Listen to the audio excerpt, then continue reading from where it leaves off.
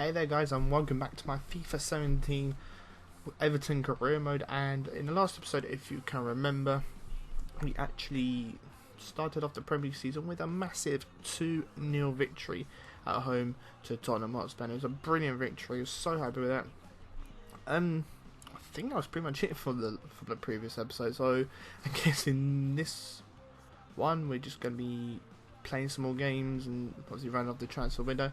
And some good news regarding our injury front is that Ross Barkley is back from his injury, and I'm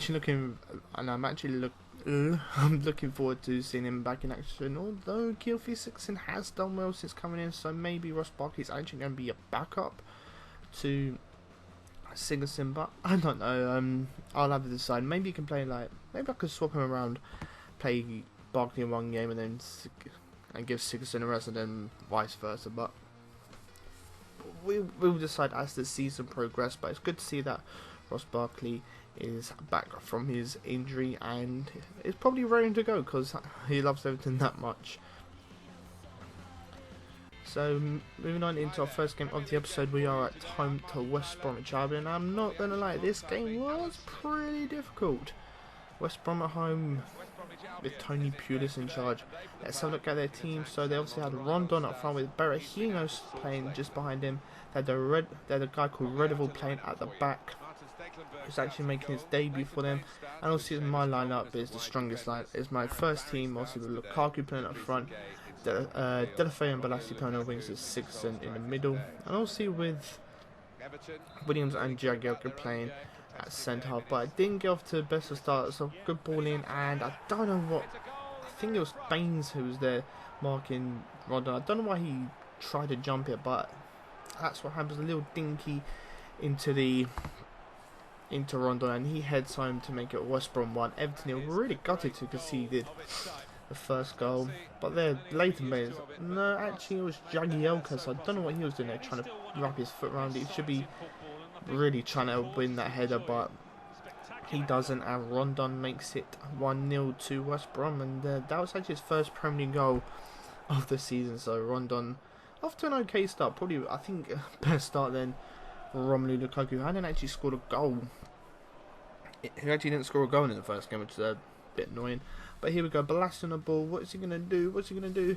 Takes a shot, hits the post, but it falls straight into the path of trying to remember it was actually Delafeu. Actually stopped the move, played it into Balassi, who weaved in and out of the defence, gone to a shooting position. I unfortunately hit the post, which was very unfortunate by him, but Delafeu made the run into the box and gone to the end of the loose ball. So we are back on level terms just before half time, which is all good in the hood.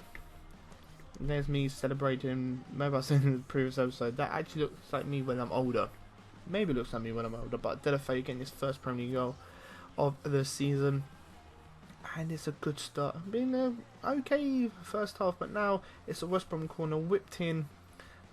But the header was straight at sticking the ball, and if we're lucky enough, we can actually break, and we do. Romelu Lukaku on the ball, makes a run, plays it to Sigurdsson. Nice nice pass back to Lukaku, and what's he going to do? He's gone a little bit wide, plays it into Sigurdsson, and he coolly finishes it into the back of net, making it West Brom Albion 1, Everton 2. And a nice goal by Sigurdsson. Great link-up play between the two. I'm really pleased that I brought in Sigurdsson because he's a really good cam, and to have him in the team, linking up with Lukaku, for him to actually work a treat. Just like Ozil and Sanchez for Arsenal in real life. So it's a very good. I'm really pleased with that goal. Good link-up play as well. And it's the second goal since signing from Swansea for around, it was about £30 million. But that ball, that little cross by Delafeu into Guy, and he pretty much half volleys it into the back of net to make it West Bromwich Albion 1, Everton 3. It's a lovely goal. Just look at that half volley into the back of net. Lovely goal. Shame it wasn't if Lukaku was in the box. I have no idea what the defender was doing. I think it was Neon. I don't know what he was doing there, just like trying to block it, but the ball had really gone past him anyway.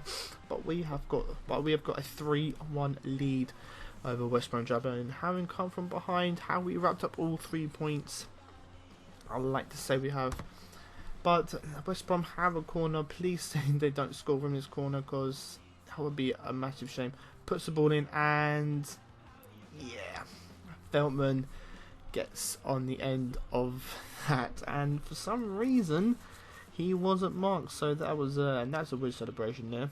I think it's something that Giroud will probably do, not just on the game but in real life. But why am I talking about Giroud? Why am I talking about Arsenal when this is Everton? But it's a nice corner in. No one was marking him. I was really shocked. But look at the commitment Deulofeu made to try and make sure that didn't cross the line. Just unfortunate not to get there in time, despite his like 90 something pace. But doesn't matter. We've got a 3-2 lead. But can we hold on? That's the question. And I found out it was actually Jagielka who didn't mark Veltman. I mean, that's two defensive mistakes that Jagielka's made in this game, not marking his man. It's a bit of a shame, but I'll make a couple of changes here. Charlie Austin, Kevin Morales and Guy came on for Lukaku, Sigurdsson, and I believe it was McCarthy as well. So 3 good changes there. But is the game over? You have to wait and find out, because I know what the final result is, and there are the changes being made now. So like I said, McCarthy, Austin and Morales coming on for Lukaku, Sigurdsson and Guy, and that was that. I believe West Brom on the ball, play it forward, but it's too little too late. They can't do anything about it, and we have won this game by 3-2 thanks to a goal from Deulofeu, a goal from Guy and a goal from Sigurdsson. After Rondon came to the lead, and Veltman made a little bit of the nervy fall apart for the last few minutes, but we hung on to the win, and Guy getting his first goal for Everton, and hopefully it's going to be the first of many. So a nice victory, and now we can move on. And we actually have an EFL Cup game against Gillingham. I actually put out a second team. I made a second team. I'll go through that in the next episode.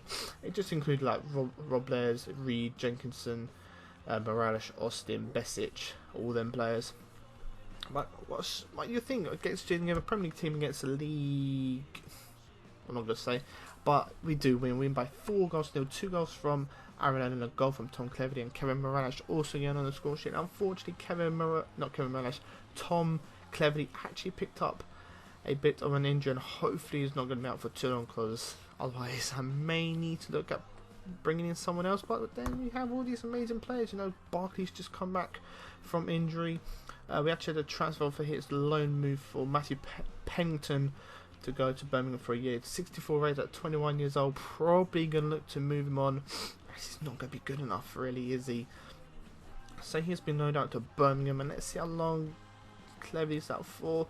He's out for 6 weeks with a torn hip flexor. So that's a massive, massive shame for Tom Cleverley, looking to get back into the team, and unfortunately just can't quite get it because he's unfortunately injured for 6 weeks. But now we go into our next game. It is against Stoke City at home. Stoke have actually brought the rain down. Well, I brought the rain from Stoke all the way up to Liverpool, and yeah, we're having to play in the rain, which is not very good. Yeah, playing in the rain is very fun on FIFA, I'll tell you that much.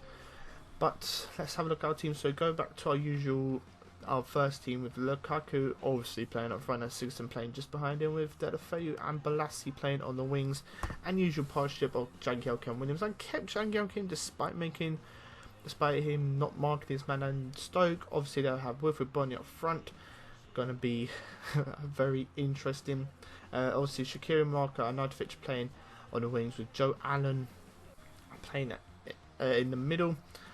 But we get off to a great start in this game. Eric Peters brought down, I think it was Sigurdsson, he brought down and picks up a yellow card, and we are actually awarded a penalty.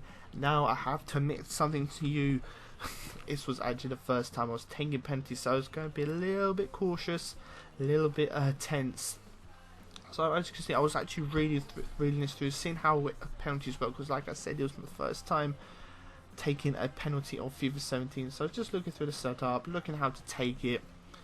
Obviously the approach name and all that for Shazzle. So It's a bit annoying that they've actually changed it for FIFA 17. It's a little bit annoying. Obviously finishing it off with the power button that I use. But can Romelu Lukaku, I didn't know what to do, but it's cool as you like, down the middle, sending Jack Butland to his right.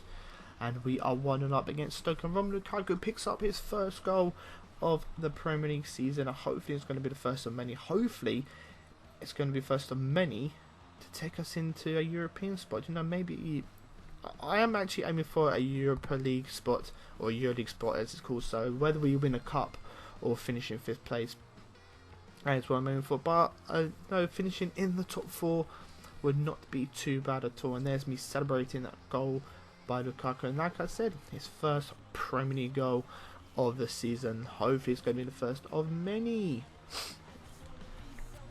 And moving on into the game, we're on the attack and Delafeu down the right hand side, and Lukaku just jumps in the air, beats his man, beats the defender and the goalkeeper to the ball, and we are 2-0 up, and Lukaku on for a hat-trick. Can he get it in this game, especially against Stoke? Obviously going to be very, very physical indeed. That's a nice run by Delafeu, puts in a good ball, and Lukaku just gets there before, I think it's Shawcross and definitely Jack Butland, and then puts it into the back of net, and we are 2-0 up against Stoke City. Now hopefully we can hang on to this and potentially not concede any goals, but like I said, that was his second goal in the Premier League, so 2 goals in one game already, having previously not scored in the previous 2 against West Brom and Tottenham. But the question is, can we hold on? Well, Stoke have a free kick, and it's Xherdan Shaqiri on the ball, puts it into the box, and unfortunately we do concede. Wilfred Bunny rises like a salmon to head home to make it Everton 2, Stoke City 1, and it was right before half time. I was so gutted. I was like, no, this cannot be happening. We cannot lose this game. We have to beat Stoke. Although I believe in real life last season, Stoke and Everton played, and I think Stoke won 4-3. If I'm not mistaken. Please correct me in the comments below if I am wrong.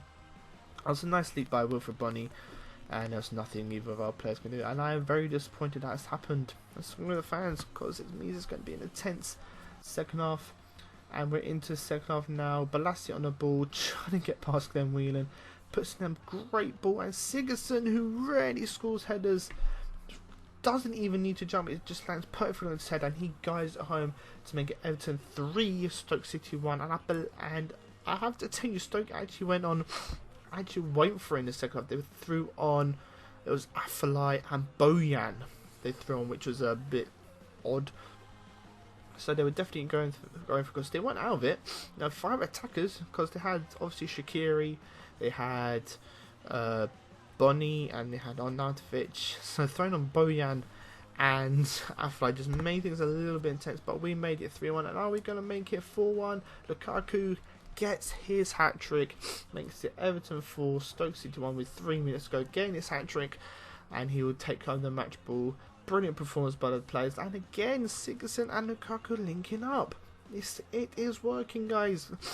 It goes nice little through ball into Lukaku's feet, and he just plots it into the back. It takes a little deflection of Jack Butland, and actually hit his foot, which is a bit unfortunate. But we are winning this game, and we will win this game. You know, we've got a 3-goal lead, and I am very happy indeed. And even Lukaku's happy getting a hat trick, having previously not scored in his past 2 games. So 3 goals in one game, 3-3 in fact since the start of the season, and that is actually full time. We have won this game by 4 goals to 0 thanks to Romelu Lukaku hat trick and a goal from Gylfi Sigurdsson, with Wilfred Bunny making it a little bit nervous in the second half, scoring just before half time. But we got all those 3 important points, and we are still unbeaten in the Premier League, having won our first 3 games of the season, which is absolutely incredible. And like I said, Romelu Lukaku picking up his hat-trick and the match ball. I mean, now we have an offer here for Matty Folds, going to Plymouth Argyle on a season-long loan. 57 rated, 18 years old, could be good in the future if he can get a good overall when he comes back from his loan spell at Plymouth Argyle. Now, guys, we are now headed into a transfer window. We're just going to speed things up now. A few younger players actually went out on loan. Now, we actually had an offer from West Ham for Funes Mori, which was £9 million, but I rejected it because I need him Finis Mori, another youth player going on loan, and another player youth player going on loan. These were 1 year loan deals, and that was pretty much it. I was noticing that Kane and Eriksen had left Tottenham to go to Manchester United and Bayern Munich respectively, so they could start Tottenham actually getting weaker. Who knows? And of course the main deal that's gone through is Alaba going to Juventus. We haven't seen that before, have we? Definitely not. But then I saw that Tottenham has signed Aubameyang for £62 million. So they've sold Kane and Eriksen, but they've reinvested in Aubameyang. So that means Tottenham have definitely got stronger now, especially up front. But that is it for the transfer window. Just over £280 million was spent. I believe that was on deadline day alone, because it would be a lot more if it was throughout the whole transfer window. But guys, this is the Premier League table after 4 games, and as you can see, we're currently at 5th place, having won 3 of our 3 games out of 3. We're 1 point behind Chelsea and Watford, and 3 behind Crystal Palace and Manchester United. But yeah, like I said, we have yet to play our game, which is against Sunderland, which is coming up in the next episode. It's coming up in the next episode. Let's have a quick look at the bottom 3, and as you can see, the Swansea, Bournemouth, and who is going to be there? Who's going to be at the bottom of the league? Who is it? Who is it? Is it someone big? But yeah, like us, but yeah, looking at the league table, Leicester in 6th place, Arsenal 7th, Liverpool in 12th, and 13th were Spurs. And the new teams, which are Middlesbrough, Burnley, and Hull. Hull were doing quite well in 8th place. 14th place were Middlesbrough and Burnley were in 16th place. So not, but I do expect this table to actually change a bit. And look at that, Southampton, bottom of the league, no wins at all, not a single point, which is surprising enough. But then, I did take Charlie Austin off them, so they're probably a little bit annoyed by that, losing a bit of firepower up front. So I hope you guys have enjoyed this, and if so, please do leave a like, subscribe if you're new around here to keep up to date for when I upload, and I'll see you next time.